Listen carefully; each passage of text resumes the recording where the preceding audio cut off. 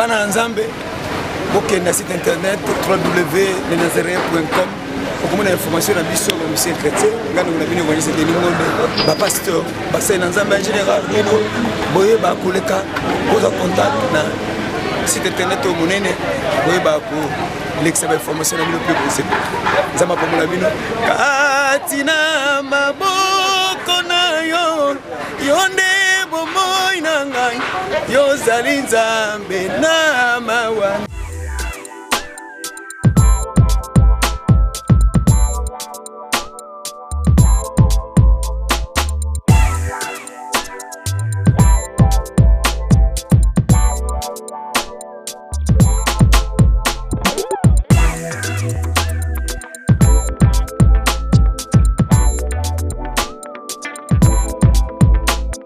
Ce matin, tu renouvelles une fois de plus tes compassions. Avec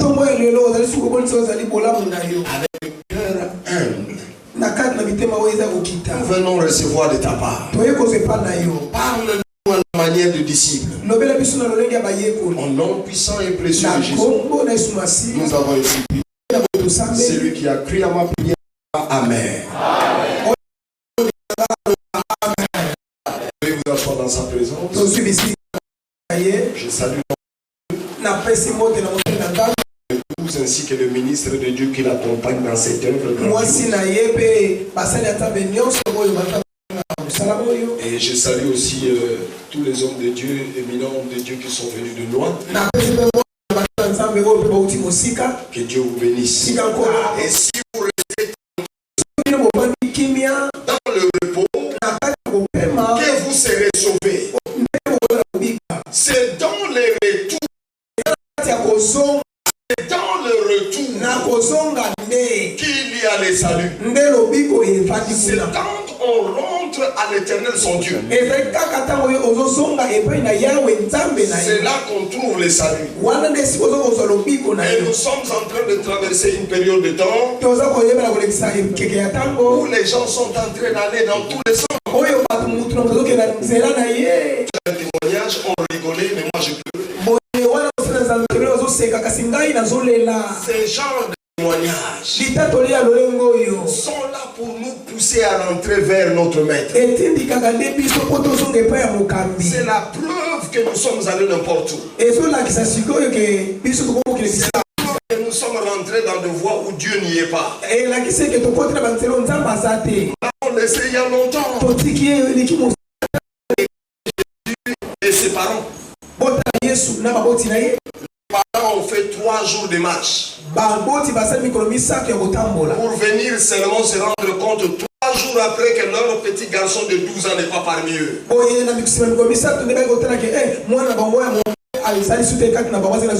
on fait 3 jours de marche. Nous avons fait combien d'années de marche? En train de réaliser des choses, en train d'apporter des son heure.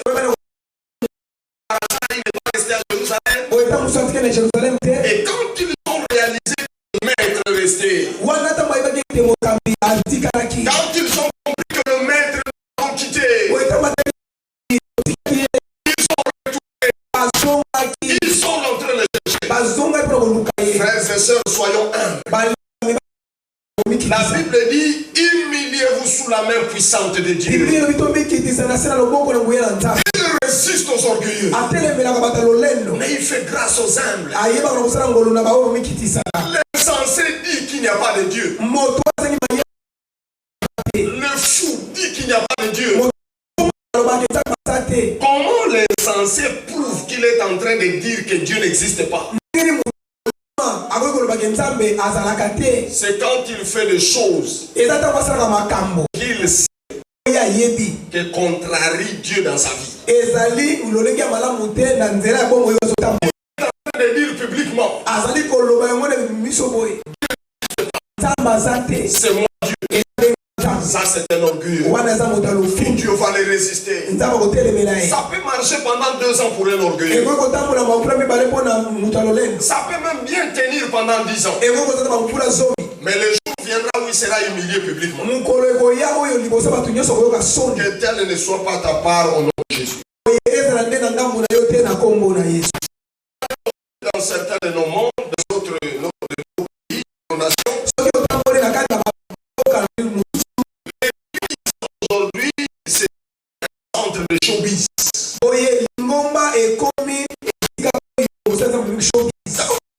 En Amérique, vous allez comprendre qu'en Amérique, c'est l'argent qui fait l'église. C'est l'argent qui fait. Donc l'église est bâtie, fondée sur l'argent. L'argent fait l'église. Or Jésus a dit, je bâtirai mon église. Je bâtirai mon église. Et les portes de séjour des morts ne prévaudront point contre elle. Quand c'est l'église, c'est l'argent qui bâtit l'église. Quand c'est l'expérience qui bâtit l'église, bâtit les églises. Ce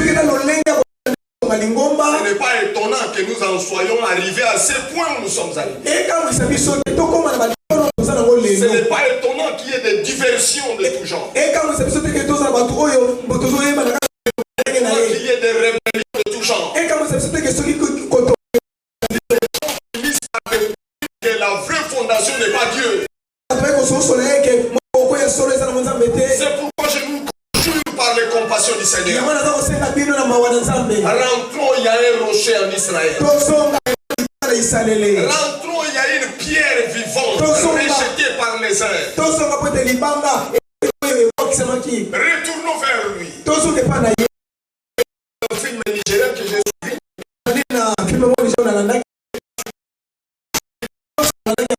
Mais c'est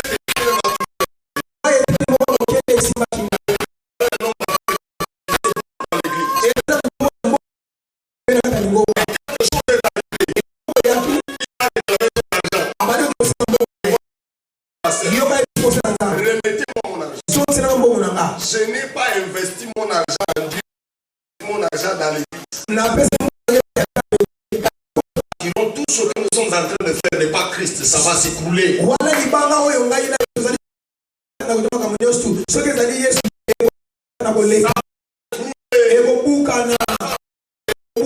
Retournons vers le Père. Retournons, c'est dans le retour.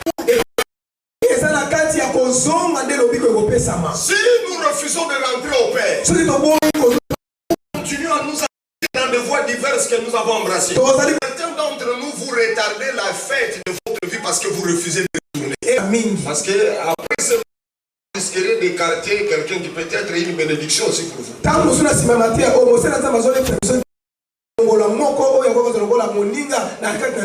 je peux avoir la sécurité et la garantie que nous serons mis s'il vous plaît.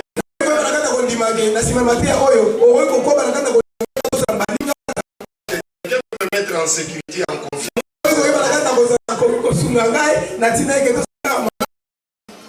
Non, je vais être sécurisé.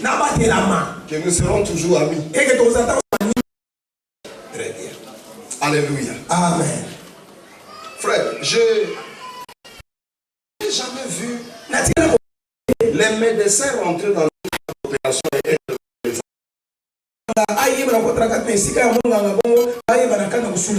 la complaisance dans une salle d'opération peut laisser quelqu'un sur la table d'opération.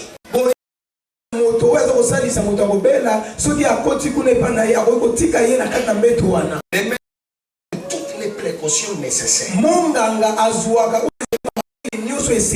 Ils savent se stériliser. Ils savent qu'ils n'ont pas droit à l'erreur.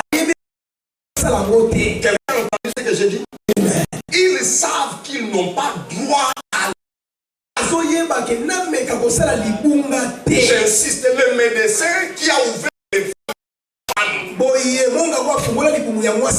Tu es dehors en train d'attendre.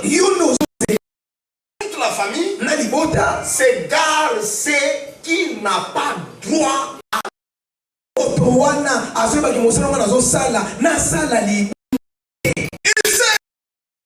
il sait.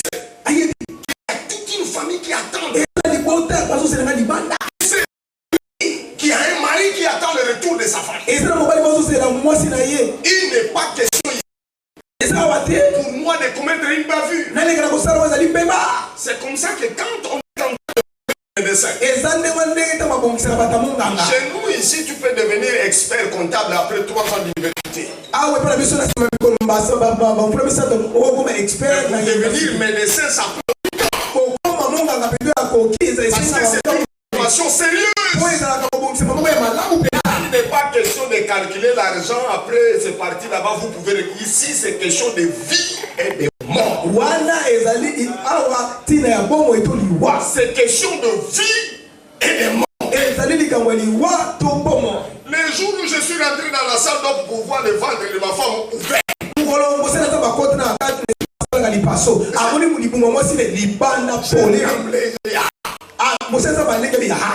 est-ce qu'il faut remettre ces histoires en place? Est-ce que je suis resté en bas là en train de trembler. Si il ne réussissait pas, c'est fini. Mais il y a ici plus sévère que la médecine. Il y a ici plus sévère et rude et rigide que la médecine. Puisque nous sommes en train de parler, parlons-en.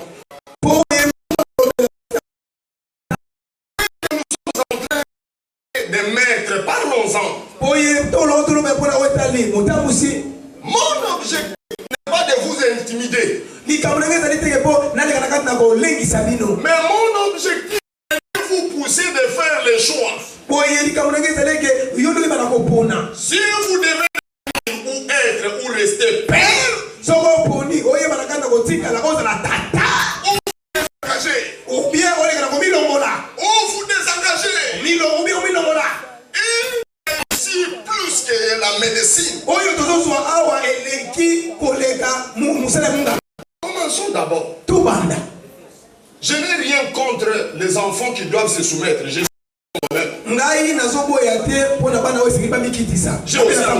aussi engendré des enfants. Je n'accepte pas la rébellion. Je traite durement la rébellion. Puisque je ne vais pas rebelle. Mais s'il vous plaît, moi je vais aborder ce sujet dans le sens de nous. Qui est d'abord le père? C'est qui le maître? Toutes les définitions que les bishops et les pasteurs ont déjà faites. J'adopte toutes les définitions qu'ils ont données. Mais en même temps, je vais progresser un tout petit peu. Je veux premièrement que nous sachions qui est père et qui ne l'est pas. Parce que dans cet embouteillage, il y a tellement de cafouillages qu'on se confond tout ça.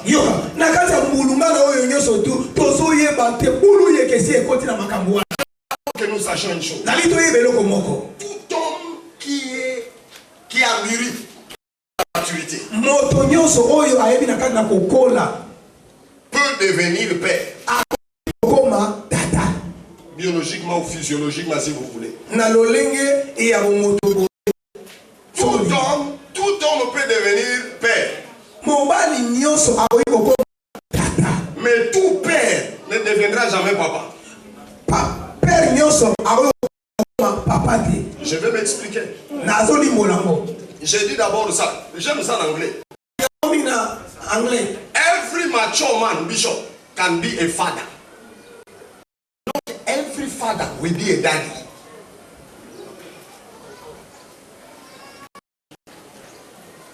Tout homme qui a mûri peut devenir père.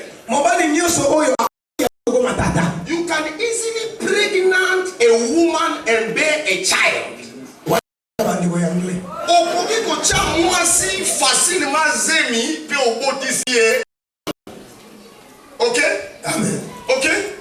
Donc tu peux engrosser une femme et avoir un enfant. Mais devenir, ça n'a rien à voir avec le fait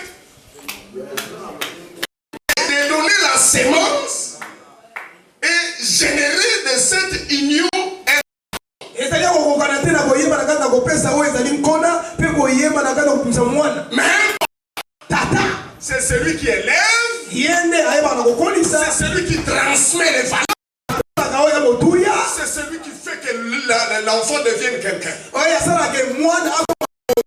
Écoutez, j'ai appris quelque chose qui m'a choqué. Je ne sais pas si ça va vous choquer. Généralement, on dit c'est mon fils parce qu'il porte mon sang. Il a mon gène. Il a mon ADN. Mais j'étais confondu l'autre fois, pasteur Jacques est là, je le prends en témoin. De passage, je suis allé chez lui à Bruxelles. Et nous étions dans sa voiture, lui, sa femme. Oui, sa femme. Et une autre sœur qui travaille dans un hôpital. Et une discussion à ce voici mon choc. Voici mon choc.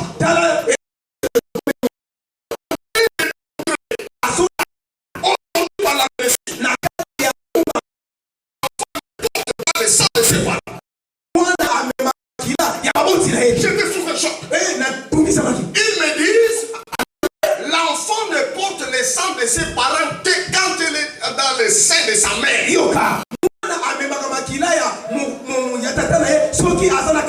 Quand elle sort dehors, c'est par là qu'il mange, hein? C'est par le sang de ses parents. C'est à ce moment et à ce seul moment qu'il j'étais sous un choc. Donc c'est celui qui nourrit. C'est celui qui a accouché. C'est celui qui nourrit. N'allez pas te rappeler père parce que tu as prêché, quelqu'un a accepté Jésus. Tu commences à le menacer, je suis ton père. Tu n'es pas son père. Tu n'es pas son père. Tu n'es pas son père.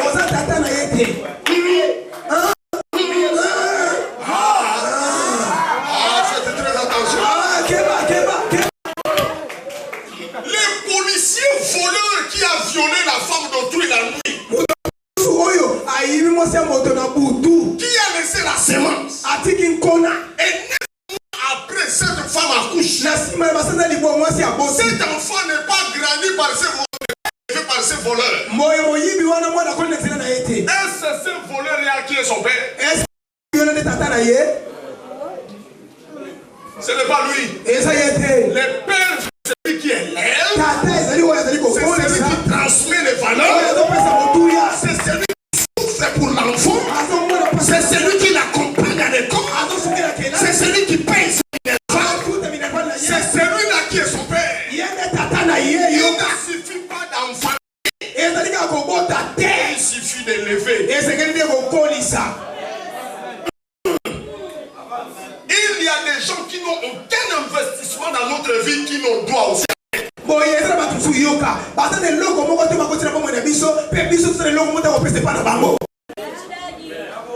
J'ai un ami en Angleterre.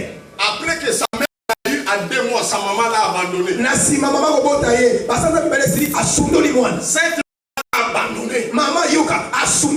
C'est son père qui l'a élevé. Avec une autre. Il a presque mon âge, plus de 45 ans. Voilà ce qu'il me dit. Pasteur, je ne la ressens pas, je ne la connais pas. Asala et logo de la vie nanga. En quoi est-ce que ça maman nanga? En quoi? Nanini osa maman nanga. En quoi? Nanini. En quoi? Nanini bandeko. En quoi? Nanini. On peut réclamer la paternité. Quand vous avez inculqué des valeurs, quand vous avez pris soin, quand vous vous êtes investi, quand vous avez mis du temps, c'est alors que tu peux réclamer la paternité. Frère, il ne suffit pas d'embrouiller les gens. Commencez à intimider les gens. Je suis ton père.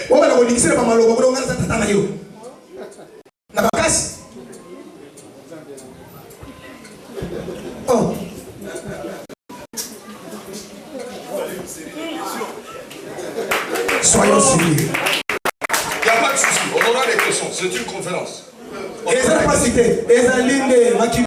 n'y a pas de souci. Mais certaines des questions seront élaguées avant que je ne termine.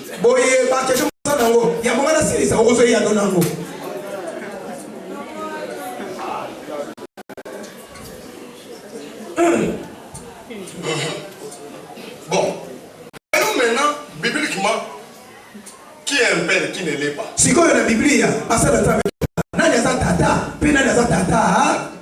La Bible définit ça aussi. Oui, la Bible donne aussi ses propres définitions. Qui est un père et qui ne l'est pas.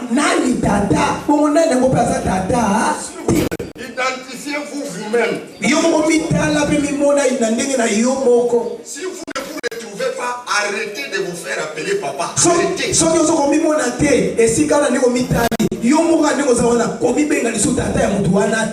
Tu vas rentrer dire aux gens, je ne suis pas ton père. Et c'est pourquoi, dites-lui honnêtement, parce que j'ai vu, la Bible ne m'identifie pas comme tel.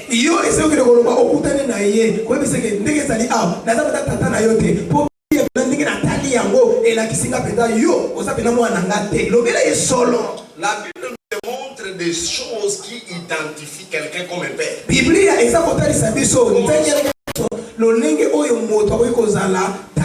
Commençons avec 1 Jean 2. 1 Jean 2, verset 13. 1 Jean 2, verset 13. Ah, la Bible dit ceci. Je vous écris ceci.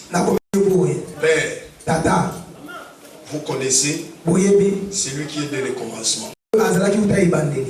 Je vous écris ceci.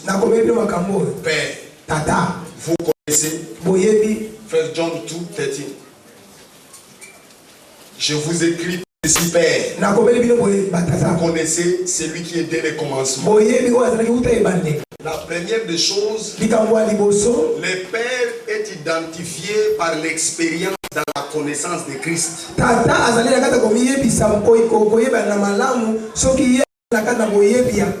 Le Père doit avoir l'expérience dans la connaissance de Christ.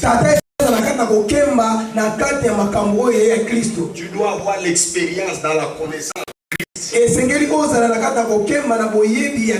Il faut que tu deviennes de par ton expérience une école pour tes enfants. Il faut que de par ta connaissance avec le Christ, qu'il y ait une expérience dont les enfants tireront. Il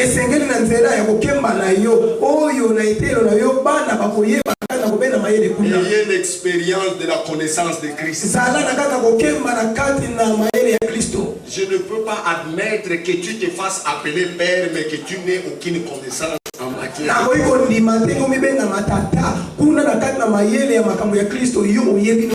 Ce n'est pas parce que tu as fait 40 ans à l'église que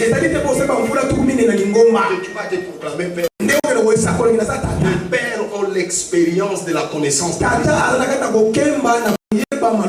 Je vais clarifier ça. Allons encore dans Ephésiens chapitre 4. Ephésiens chapitre 4, le verset 13 et 14. Il nous explique ce qu'il est père. Ephésiens chapitre 4, le verset 13 et 14.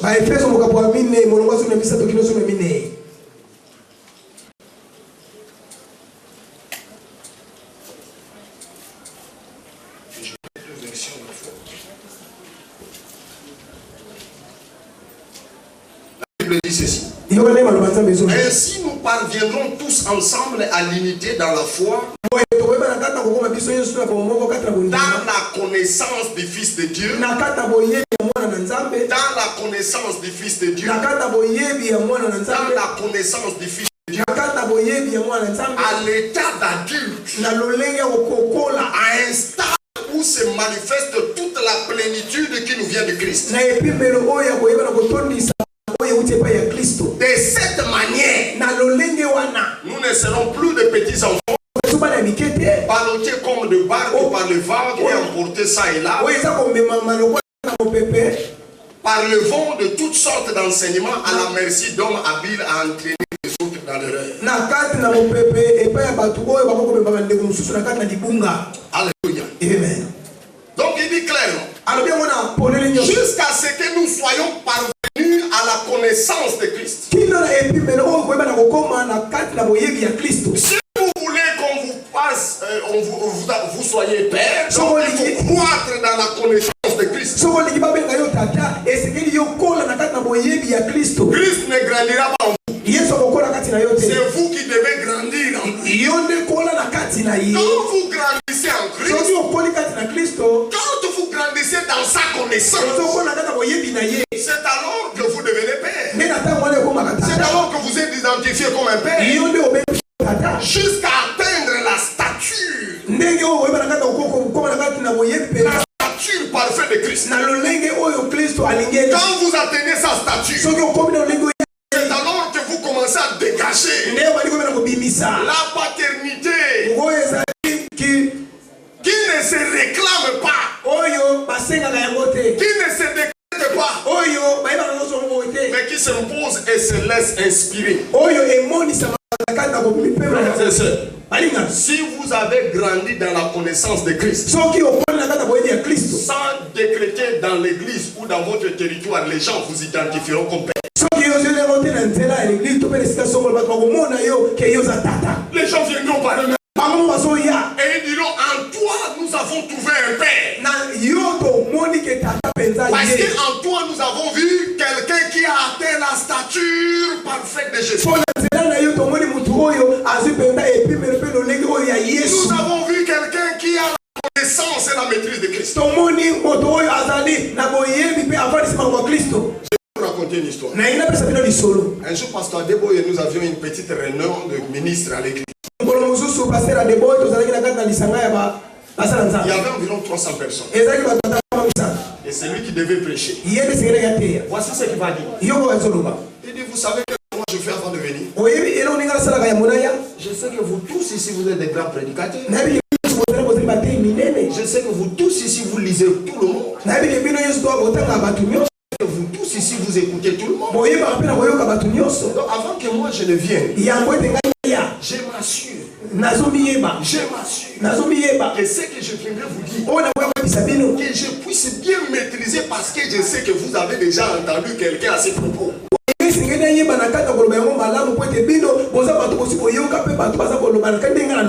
je ne viens pas inventer la roue. Je viens vous dire des choses que vous connaissez peut-être. Mais je dois vous dire, à chaque fois que c'est temps de prêcher, vous vous grattez la tête. Vous vous demandez où est-ce qu'il a encore eu ça. À ce moment-là, il vous prouve que par la connaissance, c'est un père. Il ne le décrète pas, mais tu t'abaisses. Il a tellement mûri. Il a tellement grandi. Au-delà, c'est pas un enfant. Il a tellement mûri qu'on peut l'identifier comme père. Hébreux chapitre 5, verset 11 jusqu'au verset 14. Hébreux chapitre 11. Celui-là va encore bien expliquer. Hébreux chapitre 5. Le verset 11 au verset 14. Hébreux chapitre 5, du verset 11 au verset 14. La Bible dit ceci. Nous avons beaucoup de choses à dire là-dessus. Et des choses difficiles à expliquer. Parce que vous êtes devenus lents à comprendre. Vous en êtes, vous en effet, qui depuis longtemps devriez être des maîtres. Vous avez encore besoin qu'on vous enseigne les premiers rudiments des oracles de Dieu. Vous en êtes venus à avoir besoin de lait et non d'une nourriture solide.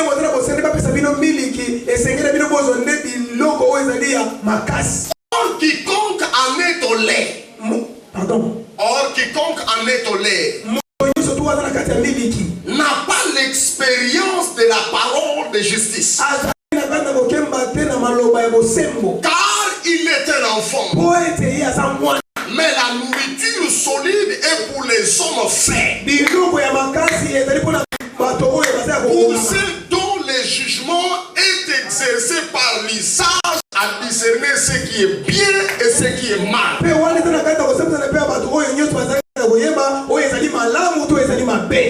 les matures, les hommes faibles, maîtres, les pères ont l'expérience de la parole de la justice.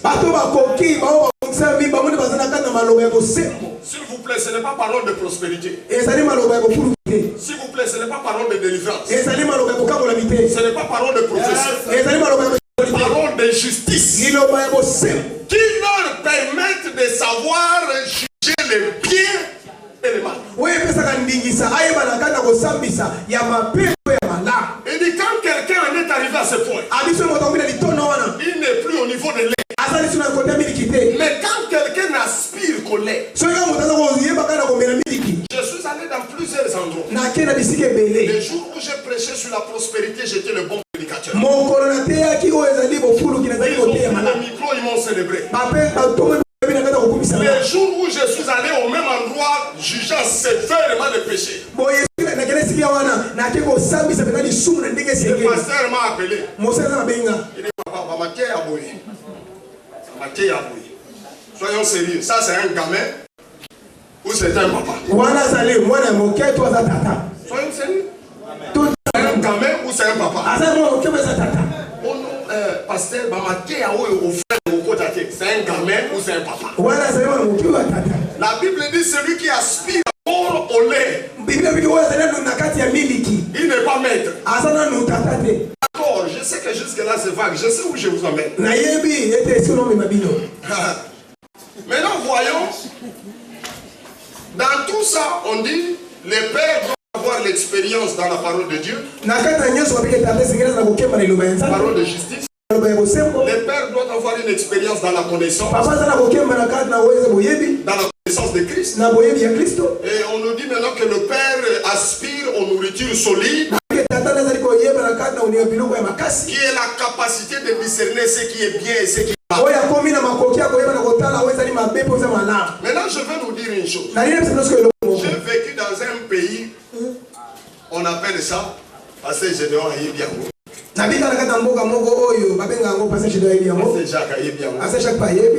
Lagos. Pasteur Gédéon, il vit dans Lagos. Lagos, tu es un mboka banane. Lagos, tu es un mboka yabana na bana. S'il vous plaît, on a sévère pour nous aider. Lagos, tu es un mboka yabana na bana. Donc, on a tata à la radio. Mutapesa muninga toli azati. Mutuna mutasala kande mutema deli. Bokuta na rapo na bolala kote mutuna mudalia ke yebanite. Mutuna muninga te sokole yamboka bana bana. To yake wa mutuna ndenge na ye to za mutuna ndenge na ye. Mutakokipe muninga azate, mutakoganga na muninga azate, mutakopelisa muninga azate. Ndeko to sala honnête na mboko eske église ya bana na bana ti. Na mboka na biso. Il y a quelques exemples près. Namboka na biso. Pasteur ni avo suspendre le pasteur sous l'église ne pas kangami ne ko. Azate. Ah? Azate. To kango ne ko biso na ngaba to sala réunion to suspendre. On peut biso ma confiner. To sala sérieux. On peut biso ma confiner. On tourne la question qui vous a établi juge où? C'est mon église, c'est mon ministère. Je l'ai commencé. Bilo rebele tozo sala na Nigeria okufa. Eza isengote pona na obu yemi akufa. Na sala makambo ebele yo na yoka. Combien babenga dans l'église pour nous convertir? Combien les gens ont été suspendus hier représentant légal mais va suspendre une église là. Avec interdiction aussi ma microter l'église là pendant 6 mois. Et réponds-toi dans les cambois. Parce que Zambo va tata bazali. Mais mboka bana na bana yo ya pesa. D'abord yo ndo zana tina zolo bezo peso kana. Ça te dérange. on a mal à l'aise. Pourquoi? Tu te retrouves? Les gosses, tout ça, là, on peut avoir un bon à si comme tu veux nous traiter des enfants, nous sommes des pères, on va vérifier. Après message, on a tous sommes d'accord vos appels. Tout maintenant dans le Proverbe chapitre 20. On veut voir comment sont les enfants. Et nous vérifions si par hasard, parmi nous les pères, nous n'avons pas ce comportement des enfants. Ouais, tu regardes le là, na Italie, di Cambo, je fais ton batata. Na makwanda utota na sio to mwana upe madame. Ese to kwa kubimo na teke to zalipenda bana.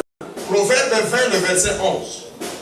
Masa sema kwa watu bale molongo ya subina moko. Donc quelqu'un me dit ça haute voix s'il vous plaît. Ndego moko azui atengela biso na mungongo makasi. Proverbe chapitre 20 verset 11. Oui ma. Au nom de Dieu. L'enfant laisse déjà voir par ses actions. L'enfant Mwana se laisse déjà voir par ses actions. Quel que soit son âge. Mais si vous voulez savoir si c'est un enfant, regardez ses actions. Vous n'avez qu'à voir ses actions. Même s'il a 40 ans. Mais si dans sa bouche fuse un biberon, il est en train de sucer le biberon. Si tu as des barres, tu n'es qu'un enfant. L'enfant se fait voir par ses actions. Par les actions de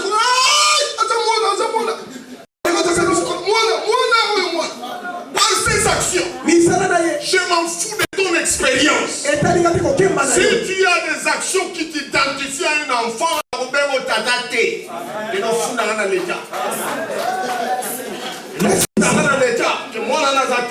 va m'accuser, j'amènerai ce verset au tribunal.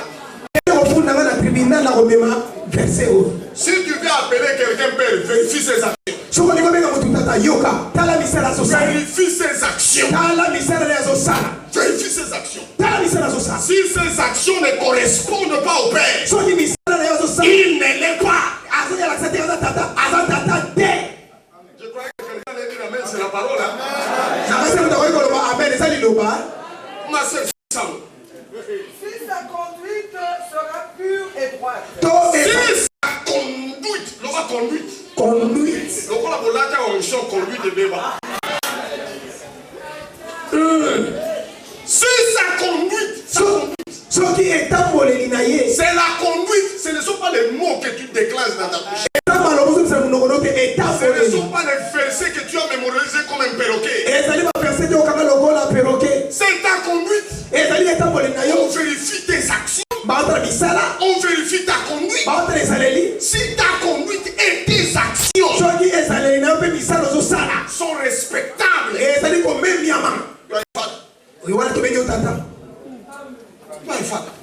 je m'en fous de combien de morts tu as ressuscité. Ça, tu peux les garder pour ton CV. C'est fort. Je vérifie les actions. Je vérifie la conduite. Que j'enfonce encore un peu. Ça, c'est dans la Bible, c'est pas le Coran. Au cas où vous n'êtes pas au courant, c'est la Bible. Je ne sors pas ça du Coran, c'est de la Bible. Écoutez celui qui suit. Proverbe 25, le verset 15. Proverbe chapitre 25, verset 15. Par la lenteur à la colère, on fléchit un prince. Et une langue douce peut briser des os. Non, pardon, 22. Excusez-moi, c'est 22. Proverbe 22, 15. La folie est attachée au cœur de l'enfant. La folie est attachée au cœur de l'enfant. Identify a child by foolishness. Chez toi, ma soeur, on est encore un peu généreux avec cette version. Qui a Bible du Seigneur ici? Il dit ceci. Qui a ça? Il dit ceci. La tendance à faire des des choses déraisonnables. La tendance à faire des choses déraisonnables est ancrée dans le cœur de l'enfant. Parole de vie dit ceci. Les enfants aiment ce qui est stupide. Les enfants aiment ce qui est stupide. J'ai une autre version à la maison qui dit la stupidité est attachée à l'enfant. S'il vous plaît, que quelqu'un dise après moi stupidité. Stupidité. Crie à haute voix stupidité. Stupidité. Stupidité. Stupidité est à Bozoba. Très bien, très bien, très bien. Si la Bible nous dit qu'on a l'ingala. Bozoba et la qui s'arrête moto ata na suki a pembe a mwana. Ni des autres qui s'arrête moto a bozoba et ka mwana bozoba. Si ko somo kuti tata mukolo. Tata mukolo. Asegu sabibe. Ata musabako. Afumola ba vegre misu. Azo sala bozoba. Azata. Tena tuni yo azata. Na yebi ko za wana za très religieux. Ko ba yebi saka yo tata na ta comme na fulu kende na yengate. Au côté sur ngate na fulu na yo. Ngana ko ka ba ya bon sens na benga ba tata yo za na fulu na wa ba note na ko koma pe wana. Na wa ma note me na ko koma wana. Jamais. Même que c'est la religion qui vous cloue tous. Vous êtes tellement religieux. Vous êtes pas yamba. Nasina yebi sa ko protéger ki ngado to sala ba mista. La stupidité est attachée à l'enfant. La stupidité. Bozoba ezali akokanga maipa ya mwana. Yo tata mukolo na kati église ozo sengeba. Ozaba yele. Te.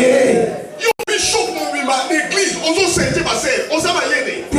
Uzoba wana to bengo tata. Te. Uzoba wana komi nani? Mwana.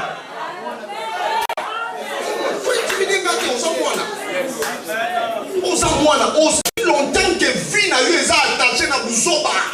Aux amours. N'a pas menace ou en terre. Oh, yo, ozo sala musala, ozo critiquer, je vais critiquer. Pour que vous prolongez la couille, la mousse à la mini. Pour critiquer, on y a dit point. Vous avez intimidation, pam pam. Là, comme ma place, je suis sévère, mon frère. N'a pas menace ou en terre. N'a pas menace ou en terre. Soba eza attaché na mwana. Soba osali busoba oza mwana. Oza mwana. La stupidité. Bosoba. Yo tata mukolo. Yo pasteur l'église. O yesu kage skolo kabandi. O mela bandi mbongo. O teni pili bosoba so mena. Je suis votre père. Yangaite. Yangaite. Tu es stupide. Tu ne mérites pas d'être mon père. Osali mutabusoba oza tata raté. Tata za la stupidité. Tata za na bozoba. Tata pourvoyeur ya modèle. Tata za pourvoyeur ya sagesse. Tata za muto soki a sali likamwa na telo. Oyo ngala kokate. J'ai un ami pasteur mon mimbo yebe soli na Allemagne, en Afrique du Sud, il est à Pretoria. Mon monsieur Jovan na kata biro. Avec un soldat qui pour oyebini. La vie non je sais pas. Il dit moi na nga ya mobali ya liboso akoli. Aza tellement na ba biceps. Petit moi na zo tombo na mabende. Oyebi ka komo intimider nga. So tali petit yo nga. Petit yo na wa ndoko tanga doti kalate. So na ebisa ni kam. A résister. Abi qu'est-ce que je vais faire pour que na prouver moi loyo. Kata ngo koli zo tombo la bende na nga na père il faut bala. Alors, il y a un kickboxing back. Et Brown, il y a un tombé sur le babylon, il y a un zéro dans la ligne. Il y a un salle dans la magie. Il y a un come and join me. Enfin, laissez-moi. Il y a un salle d'entraînement pour mettre kickboxing. Alors, il y a un sombre avec un objectif. Avec pasteur, il y a un bêta ma confiti pour aller patana.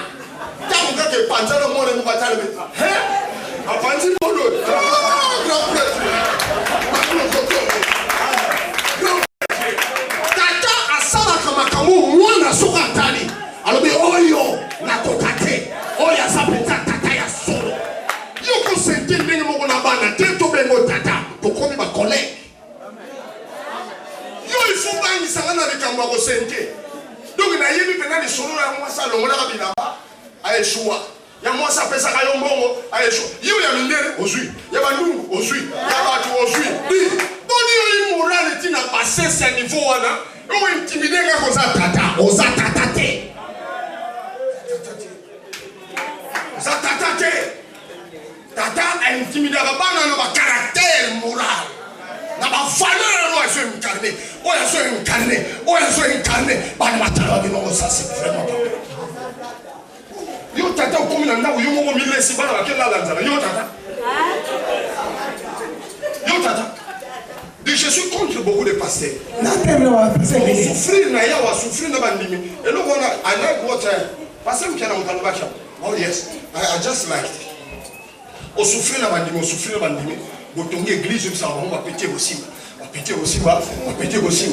Jour aux $100,000 na ba péter wana. Idée yo na que ça David oyeye kondim. Tu es malade, complexé. Complexé. Tu es malade, tu es un pasteur complexé. Tu es un pasteur complexé. Moi, on attend mon soir. Les filles de comme tu as prié là, Dieu. Ok, vous pouvez se dire, mais pour l'aller. Soyons sérieux. Soyons sérieux. Soyons sérieux. Bah, tu vas souffrir là. Yo, nous devons changer à Mituka. Tu n'es pas un père. Bah, tu vas aller là-bas, on va se faire ma couleur. Bishop Duncan Williams. Archbishop Duncan Williams. Voici ce qu'il dit. Abi, il a bien staff là. Parce que je suis le père. Là, il faut changer mon tout. Oyanga tata la executive ka mais avant dans son mana pe sa commande ya oyanga bino nyonso na staff mutu na mutu pona déjà mutu kana bisombela bo changer na moya bino avant na ko bino bo changer omoni tata yo amen tata yo abi bino bo somba na no ya bino église sombela ba mutu ba pona mutu na mutu pona boita ngana ko kitiso yanga ka bamba katawa. Mais ils sont tellement que tout ça, les gros, yomoko, bim, yomoko, action de grâce, yomoko, ce qu'on va pas dire moi, yomoko, mon mariage, yomoko, intercession, yabango, veiller, yabango, quand on a venu au mabé, yabango, pour lire un gâteau, yayo. Est-ce que vous avez tata? Soyons sérieux. On a tata, tu es un mercenaire. Tu es un mercenaire. Soyons sérieux. Soyons sérieux. Moi je m'habille bien à l'époque de la mer et pas souvent. Chaque fois que je suis et pas de voyager. Na banana ya bana, na somi ya bana pour ébaucher le boulot qui est dans le Congo yanga. Na poni ya mer, tant on a silisi yanga ngo ya suka. Tata il faut ça la yo tata yo mo tala so sommer là ici. Autant on n'a jamais la moi parce que ce qu'on a dit côté vert, le côté rouge. Mon sounia bata ma colonne qui ne m'a bata. Ça va pas, non? La stupidité est attachée à l'enfant. Quel que soit son âge. Ne compte pas sur moi. Si on est à la tata, on intimide Batuke. Ça est la tata. Ça est la tata. Au centre, on va voler la voler, mais ça va guérir. Je me dis, monsieur. Elle a guéri. Lorsque le Seigneur de Soumoussou, Bana Bolé, mais ça va la guerre. Donc, on dit qu'on a 5 pépés. Donc, il y a un arabe. Et donc, il y a un arabe. Bana Bolé, mais ça va nous sévère. Dans le Bible est dans Matthieu chapitre 12. Pardon, Luc 12. Luc 12, 48.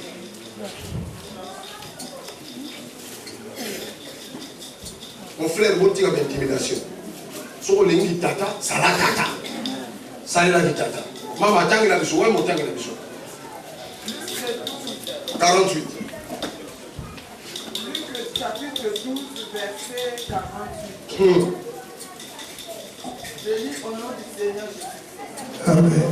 Mais celui qui, ne l'ayant pas connu, a fait des choses dignes de châtiment, sera battu de feu, de coups. On demandera beaucoup à qui l'on a beaucoup donné. Vous avez entendu? On demandera quoi? Beaucoup. On demandera quoi? Beaucoup. À celui à qui on a donné beaucoup. Vous voyez que vous avez la tata, c'est qui on donné. On t'a donné beaucoup. Devenir père, c'est la preuve qu'on t'a beaucoup donné. Quand vous devenez père, on devient très exigeant envers vous. Quand il te déclare père, les gens doivent être rigides et sévères. Il n'est pas question que tu te déclares père et que tu fasses comme tout le monde le ferait. Écoutez, on va jouer là-bas, on va jouer à la Brésil. On va jouer à la pauvre, dans le match où on a des 22 acteurs. Pression, ça m'a cassé le volant. Et on va jouer. Le volant, pour Nani.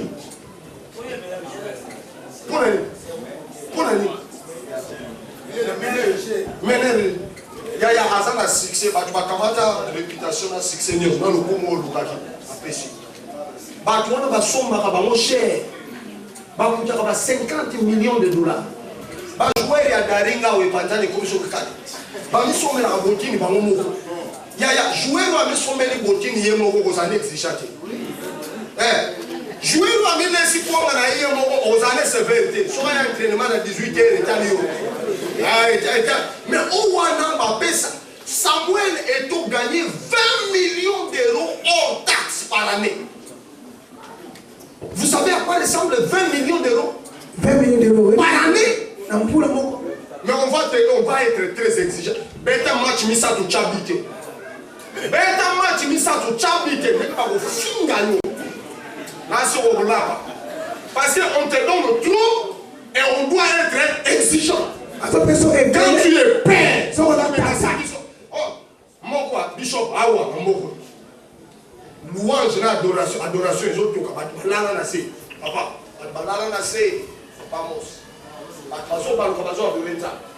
quand on a un évêque à côté, modérateur à Kembam.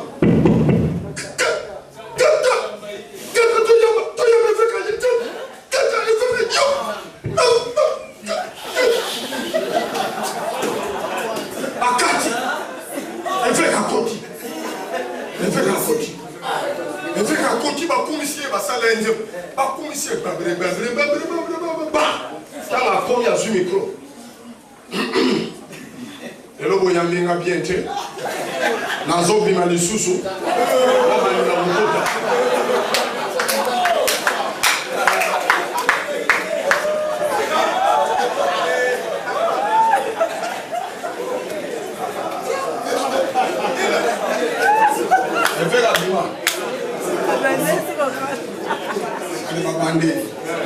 Il y a bon là Kamayo c'est deux mois. Na Kamayo, on ne passe aux hommes ça besoin. Parce qu'on a Kamayo c'est deux mois. Quand vous demandez trop, attendez-vous à ce que va un peu sévère. Oui. Il ne faut pas menacer les gens dans l'intimidation. Oh non, je m'en fous. Listen. There is a standard, Bishop. There is a standard you have to meet up before you are called a father. Just in case you are not capable of meeting the standard, step down and give way. There is no excuse to being a father and misbehaving. There is no room for that nonsense. It's either you are a father, you behave like a father, or you are a child and remain a child. Period. Is that the way you keep on?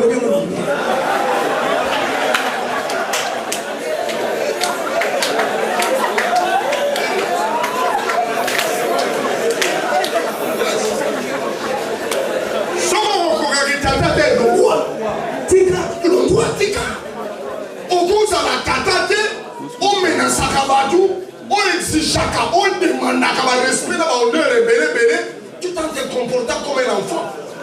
Ou bien tu es père, tu te comportes en tant que tel, ou bien on coquille en hôtel. Ce que vous avez entraîné pour confier une mission, atteindre un hôtel. Vous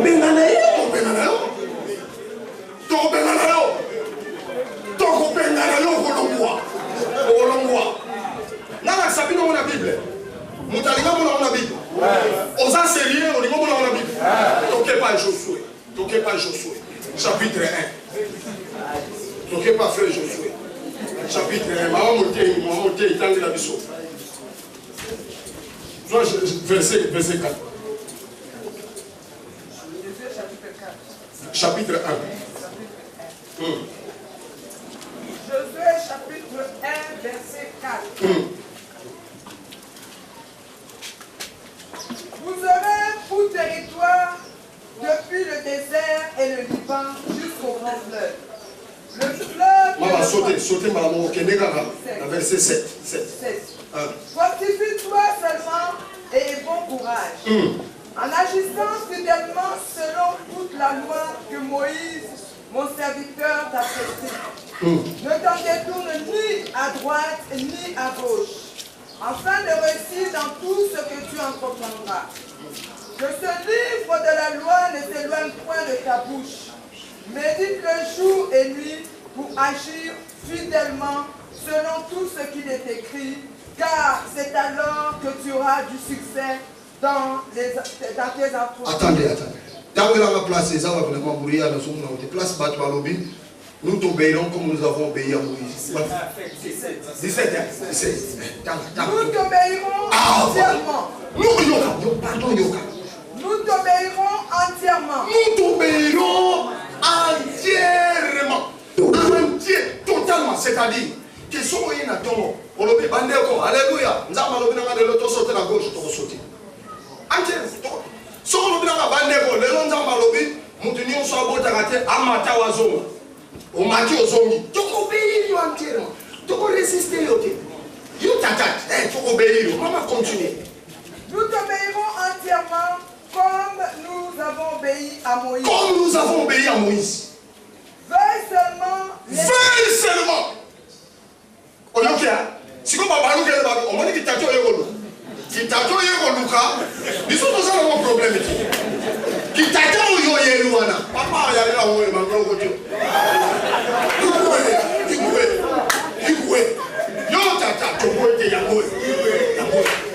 Mais yo ka biso bien. Yo ko sala na biso te yo va bien. Biso to zuyo tata. Biso to respecter yo. Soko lobi ha. No problème. Mais toi, nous t'exigeons. Veille seulement que quoi? Quel est là? Oui, continue. Veille seulement l'Éternel ton Dieu. Être avec toi. Être avec toi. Comme il a été avec Moïse. Comme il a été avec Moïse. Les jours où nous verrons que Dieu n'est plus avec toi. Et tu n'es plus avec Dieu. Il y a ces jours-là qui t'attendent à Mayo.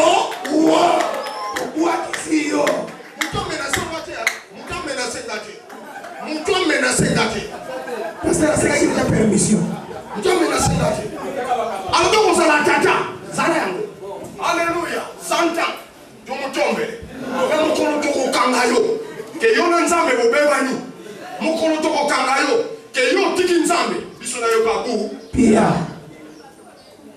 omonde limita kitata yango limita kitata yango limite pas kitata suki yango yo ndeko yango suki ni wana il faut être exigeant, très exigeant. Imaginez aux attaques aux subananda. Imaginez aux attaques aux subananda. Moi, on a 7 ans. Maman, je vais pipi. Mais yo tata mukolo aux subananda. On a bien emballé nani moi.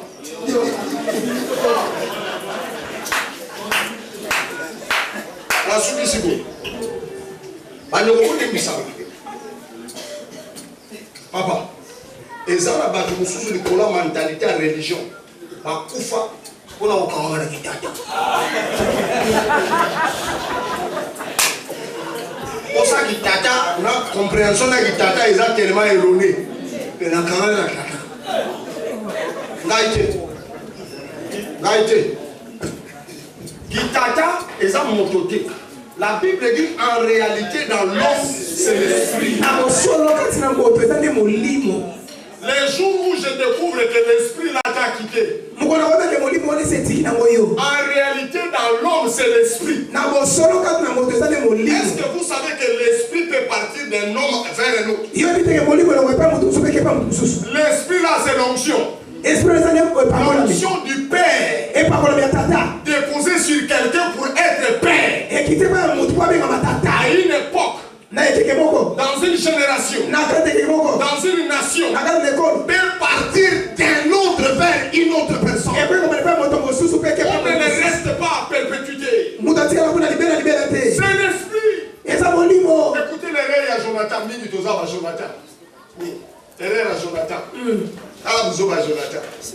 Jonathan comprend clairement que Tata Naye a doublement son père, spirituellement et biologiquement.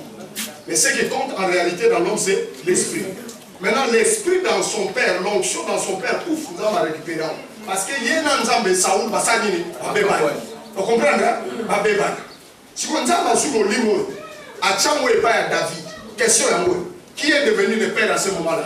David. Qui est devenu le roi à ce moment-là? David. Mais Tala est à Jonathan. Jonathan comprend parfaitement bien. Jonathan n'est pas ignorant. Jonathan sait que la minute et le mot, ça la tata. Parce qu'il va récupérer en haut, parce qu'en réalité, dans l'homme, c'est l'esprit. Et si il n'est pas un allié, Jonathan le comprend.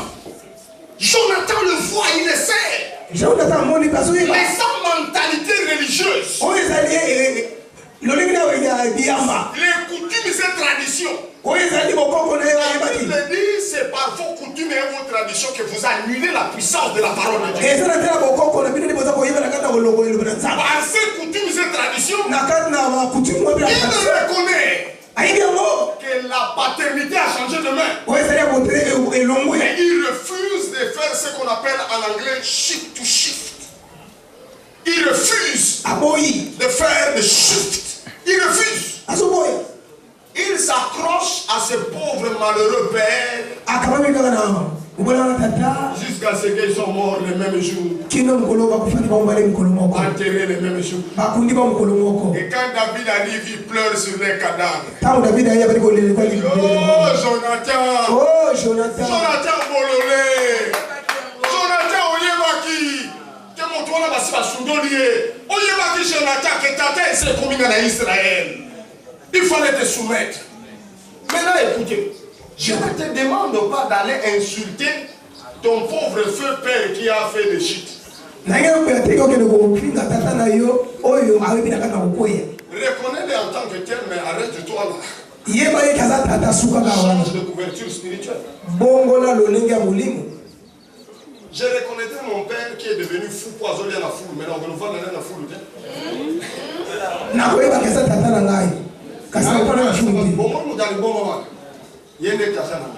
Ça s'arrête là, point à la ligne. Un président honoraire ne mérite pas les égards et le respect d'un président au pouvoir. C'est un honoraire. Donc on a le pouvoir, il y a beaucoup d'années dans ça. Dans ça, il y a beaucoup d'années. Mais pas au Vanda. Les place Mogoté dans la zone d'ombre. Ça c'est la Bozal. Père, il le restera. Il a investi. Mais il est tombé en disgrâce. Pas seulement de manière récurrente, mais avec une telle volonté délibérée au point que ma belle comme une doctrine naïe. Allah, ça va plus. Ça va plus. Quelqu'un dit Amen. Hein? Amen. Frère, à celui à qui on donne beaucoup, on va te demander beaucoup. Oui, il faut être exigeant. Envers toi-même comme père. Mais vérifier. Est-ce que tu es pourvoyeur de modèle? Alléluia. Amen. Honnêtement, je ne le dis pas parce qu'il est là. Mais pasteur Gédéon est parmi les rares frères, amis, pasteurs, révérends, bishops, pour lesquels j'ai beaucoup d'admiration. Mais qui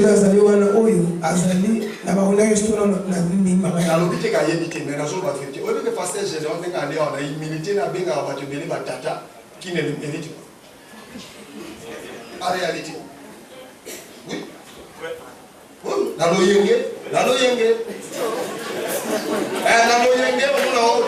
Tata. Mais autant de tata wana nani mwana wewe tata nini. Nalobeli tata na molimo te boko comprendre nga mabete. Nalobi abenga ka batu musu ba tata donc musu be bazali. Neko, développer sens et moralité et la responsabilité. Tu as menacé. Si tu te comportes mal, change. Change. Au cause à la tatate, aux autres te conduire, net moi là, et on menace à bâtir. Bazo pas l'engagé. On va en dire. D'abord, on a un combo, la solution. Place mon auto, on a la retraite en décembre. Et pas un zoya qui va. Place où, mon colo dans l'autre. Grand homme dans mon colo, mon mémé, sur la terre, comme vous êtes dans la petite. Mon mémé. Parce que déjà, tata mon colo. Na utane voyage, nous comme sous utane dans l'avion, mon na kati avion, aligné moi c'est à Tchénito, na mission là. Et aligné moi ça va à Tchénito. Eh, à Tchénito, il va soigner ma carte, il va quitter ma carte. Dans la telle moi ça va. Eh, maman. Qui nous m'a dit na kati avion. Faut pas mettre ma patate c'est que ça m'a zalé.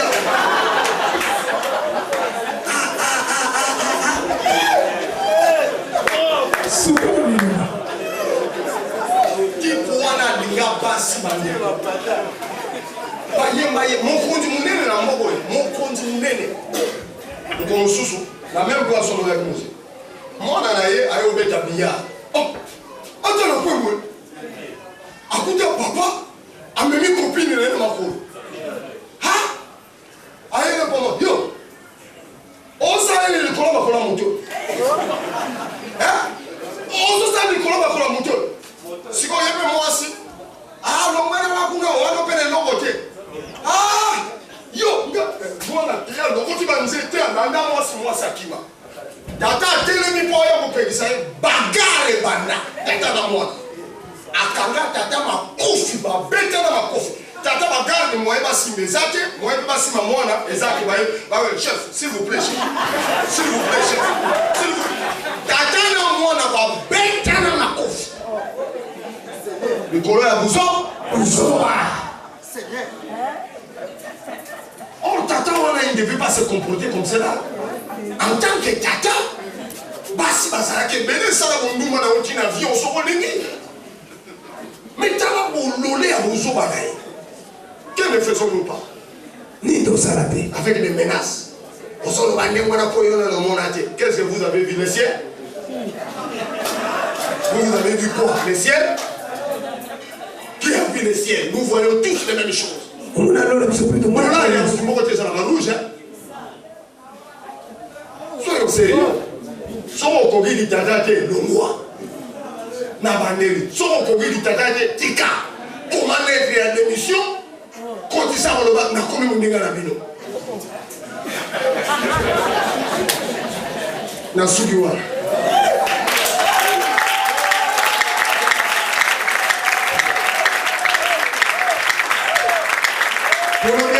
Amen. Ok, toujours nous sommes là.